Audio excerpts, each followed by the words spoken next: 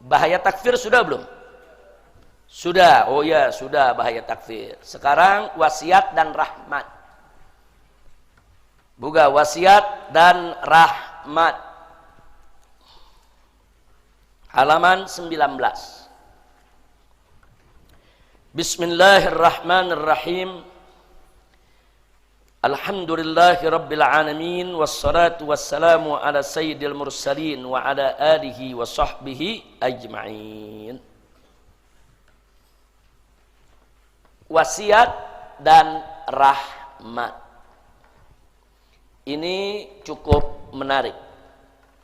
Ada satu kisah diriwayatkan oleh Imam Bukhari dalam kitab sahihnya, saudara, hadis ke 3478 sampai 3481, dan diriwayatkan juga oleh Imam Muslim dalam sahihnya hadis ke 2756 dan hadis ke 2757. Itu tanda strip salah, mestinya titik, diperbaiki. Dan ternyata juga diriwayatkan oleh Imam Nasai dalam sunannya hadis ke 2079 dan 2080. Dan juga diriwayatkan oleh Imam Ibn Majah dalam sunannya hadis ke 4255, dan juga tidak ketinggalan diriwayatkan oleh Imam Ahmad dalam musnadnya hadis ke 7648 dan hadis ke 11664 dan hadis ke 23.353. Nah, riwayat apa? Ini menarik. Saya sampaikan bil makna saja, saudara. Nabi menceritakan alaihi salatu wassalam, dulu ada orang dari kalangan Bani Israel sebelum zaman Nabi Muhammad sallallahu alaihi wasallam.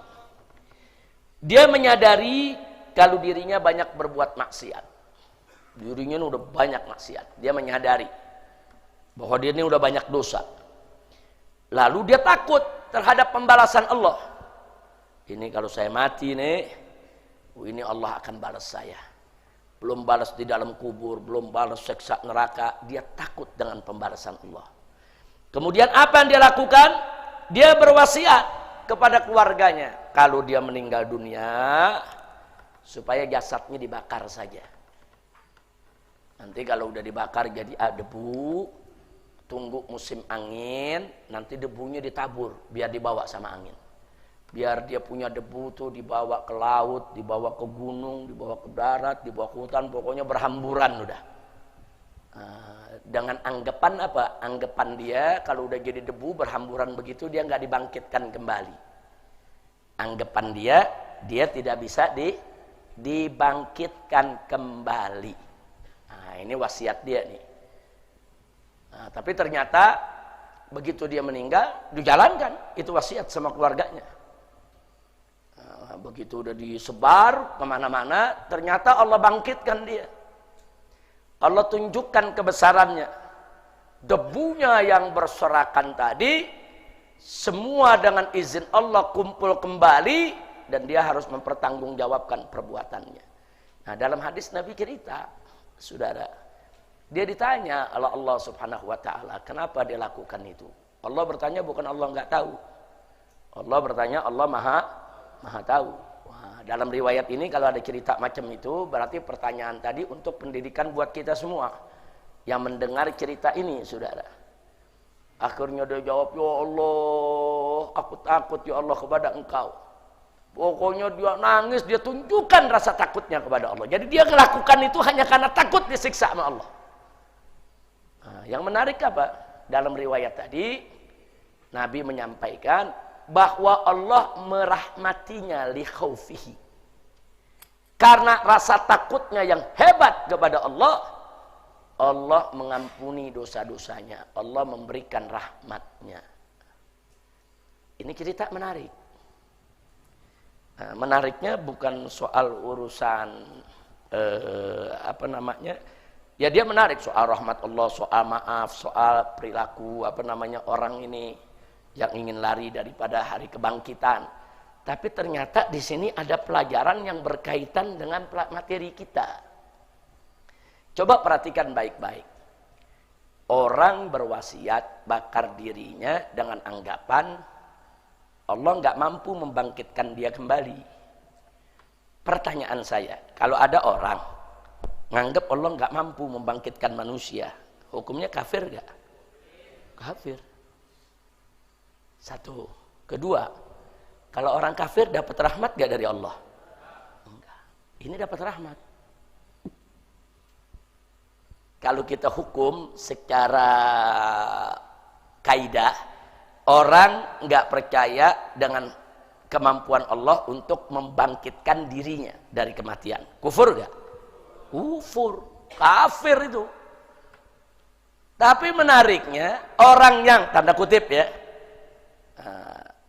tanda kutip, yang mestinya dianggap kafir tadi, ternyata dapat rahmat Allah. Padahal banyak dalil dari Al-Quran maupun hadis, orang kafir mustahil dapat rahmat dari Allah di akhirat nanti. Nggak mungkin. Kira-kira jelas nggak? Nah, dari sini ulama menggali, ada apa dengan hadis ini? Ada pelajaran apa? Karena bertentangan dengan kaidah nih. Kok orang nggak percaya Allah mampu kebangkitan dapat rahmat? Kan kafir. Nah, begitu diteliti, dari sinilah akhirnya ulama mendapatkan kaidah. Apa kaidahnya? Baca di bawah. La yukaffarul muslimu bima yabduru minhu min alfadil kufri illa an ya'lamal mutalaffizu biha annaha kufrun.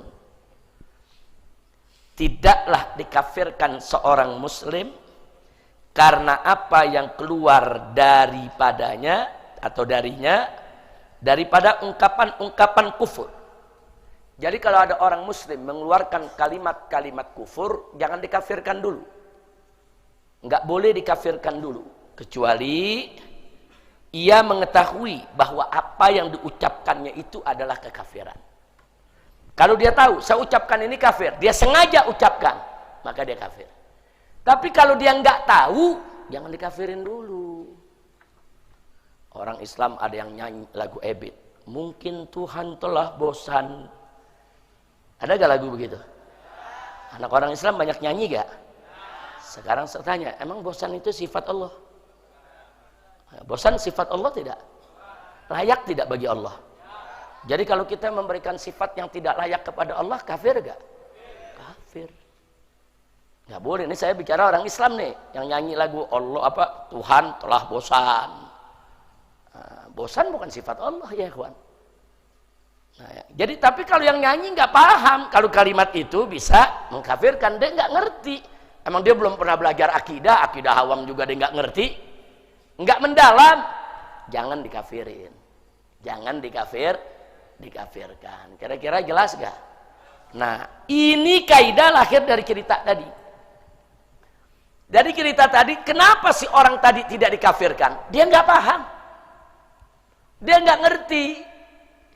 Kalau meyakini Allah itu tidak mampu mengumpulkan debu-debunya untuk dibangkitkan, itu kekufuran. Dia nggak paham sedalam itu. Dia cuma pahamnya, pokoknya kalau debu udah halus-halus, apa iya ini masih dikumpulin? Debu yang satu di laut, yang satu di darat, yang satu di gunung, yang satu di hutan, apa iya ini bisa kumpul lagi? Saudara, bukan dia nggak percaya dengan kebesaran Allah, cuman dia menganggap, saudara, yang demikian itu nggak bakal bisa dikumpulkan lagi. Bukan dengan sengaja dia menentang akan kebesaran Allah. Artinya apa? Orang ini nggak paham, jahil, dia nggak ngerti soal ilmu akidah, saudara. Karena dia jahil, dia nggak dikafirkan oleh Allah.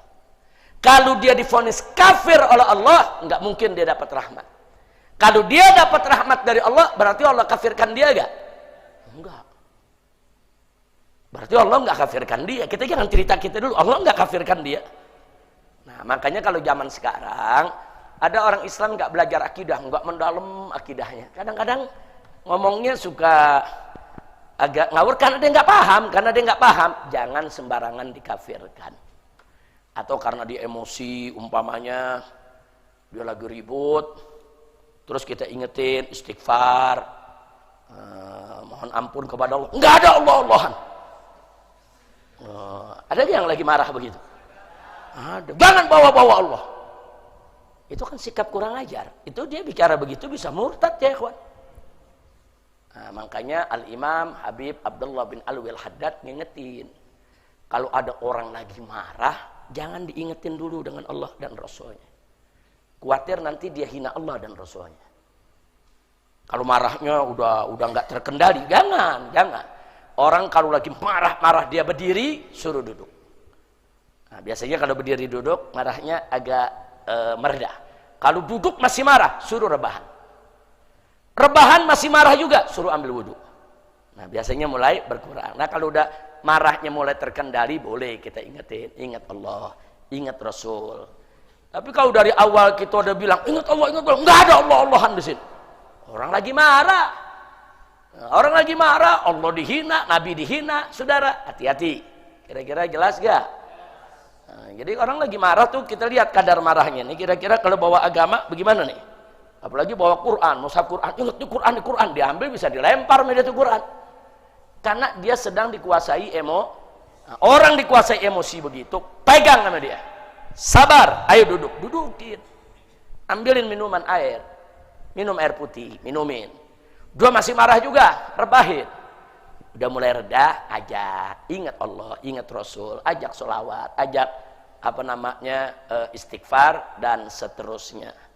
Nah, jadi kembali kepada tadi, kalau ada orang muslim mengucapkan kalimat kufur, kita jangan kafirkan dulu kalau dia belum paham apa yang dia ucapkan. Tanya. Nah, kalau ternyata wah saya nggak ngerti tuh begitu, kita ajarin. Supaya ke depan dia jangan ucapkan lagi. Contoh, ada orang sebut Allah itu bukan orang Arab. Kita jangan kafirkan dulu orang yang ngomong begitu. Manggil, ajak ngomong. Maksudnya apa? Sebab dengan menyebut Allah itu bukan orang Arab, berarti dia menganggap Allah itu orang. Tapi bukan orang Arab. Mengorangkan Allah kafir tidak? Kasih tahu yang bersangkutan, Anda tahu nggak kalimat Anda ini kafir? Kalau dibilang, oh iya saya tahu. Kalau dia tahu, dengan ucapan dia tetap ucapkan murtad, keluar dari Islam. Tapi kalau dia nggak tahu, kita kasih lain kali jangan begitu Pak, nggak boleh. Ini omongan ini Bapak bisa kafir. Dikasih tahu. Kalau dia ngotot, oh nggak bisa, dari mana kafirnya? Itu kan pendapat saya, murtad. Mengorangkan Allah ya ikhwan. Kira-kira jelas gak? Kita nggak ngafirin dulu, enggak, kita lihat dulu dong reaksi dia. Tapi kalau oh begitu Ustaz ya, astagfirullah, saya mohon ampun, saya mohon maaf kepada Allah, saya nggak tahu kalau itu nggak boleh. Nggak boleh kita kafirin. Karena dia bicara tidak tahu. Jadi untuk mengkafirkan dia, saudara, dia periksa dulu, dia tahu nggak, dia ngerti nggak? Kalau dia ngerti, tetap dia ngomong begitu, kafir. Kalau dia udah dikasih tahu, masih tetap ngomong pendapat begitu, kafir. Dia udah dikasih tahu, malah ngotot nyalain yang ngasih tahu, ya kuat, kafir kalau udah nggak ngerti. Tapi kalau kemudian dia menyadari, oh iya, astagfirullah, saya nggak tahu, saya pikir boleh ngomong begitu. Saya sih nggak punya maksud mengorangkan Allah. Nah, kalau dia menyadari, saudara, dia istighfar. Maka nggak boleh kita kafirkan. Kira-kira jelas gak? Jadi dalam akidah nih hati-hati nih, ngafirin orang hati-hati, nggak boleh sembarangan, periksa dulu. Nah makanya hadis tadi ada orang menganggap Allah tidak mampu membangkitkan dia. Sebetulnya hukumnya secara akidah kafir. Tapi kok Allah nggak kafirkan? Apa bukti Allah nggak kafirkan dia? Allah kasih rahmat. Kalau Allah kafirkan dia nggak dapat rahmat. Dengan dia diberikan rahmat itu dalil kalau dia bukan kafir. Jadi Allah saja yang maha agung, saudara, nggak sembarangan untuk mengkafirkan hambanya kalau dia nggak tahu ya. Nah, lalu kenapa si hamba mendapatkan rahmat? Li khaufihi, li siddatil khauf. Jadi karena takutnya yang luar biasa kepada Allah, dan Allah senang ridha dengan rasa takutnya dia kepada Allah. Allah berikan dia rahmat ya. Jadi dia mendapat rahmat karena rasa takutnya. Sedangkan dia tidak dikafirkan li jahli. Dia tidak dikafirkan karena ketidakpengetahuannya. Sedangkan dia mendapatkan rahmat karena apa tadi? Dia mendapatkan rahmat karena rasa takutnya kepada Allah. Nah, jadi inilah akhirnya menjadi kaidah di tengah para ulama. Jangan kita mengkafirkan seseorang hanya karena kalimat kufur yang keluar dari mulutnya sebelum kita tahu apa maksud dan artinya. Tanya dulu. Tanya, selidiki dulu. Nah, kalau memang arti dan maksudnya adalah untuk melecehkan Allah, menistakan Allah, ya murtad, kafir. Ya ikhwan. Tapi kalau memang dia nggak tahu, dia nggak ngerti, dia nggak belajar akidah, dia nggak tahu, banyak umat Islam yang nggak mendalami akidah, banyak ya ikhwan. Sehingga ucapan itu kadang-kadang dia nggak sadar kalau itu ucapan bisa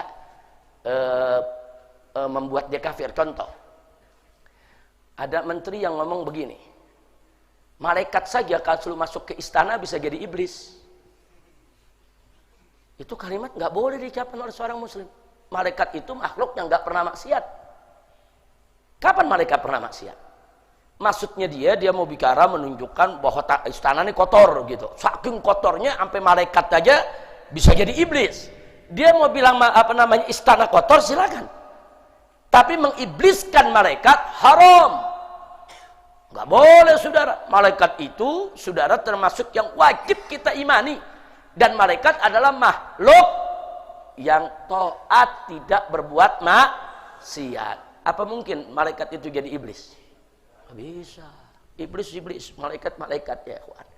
Nah, kalimat itu maksud dia mau bicara parabola begitu. Kalau dalam bahasa Arab nih mubalaghah. Dia mau cerita nih betapa rusaknya tuh istana tuh, sampai kalau malaikat aja masuk bisa jadi iblis. Nah, tapi ternyata akhirnya dia masuk juga ke istana. Lebih dari iblis dianya. Kalau dia kita bilang lebih dari iblis nggak apa-apa, jangan malaikat dibilang jadi iblis. Malaikat dibilang jadi iblis nggak boleh. Kira-kira jelas tidak? Ini akidah-akidah begini mesti kita jaga. Jangan bercanda soal malaikat ya kawan. Malaikat itu makhluk Allah, makhluk mulia, makhluk suci. Saudara, maksum, nggak ada dosanya para malaikat. Dari mana kita ngata-ngatain malaikat, saudara? Nah, itu yang mesti diperhatikan. Ini persoalan akidah semacam ini, harap tolong dijaga. Insya Allah. Sampai di sini jelas?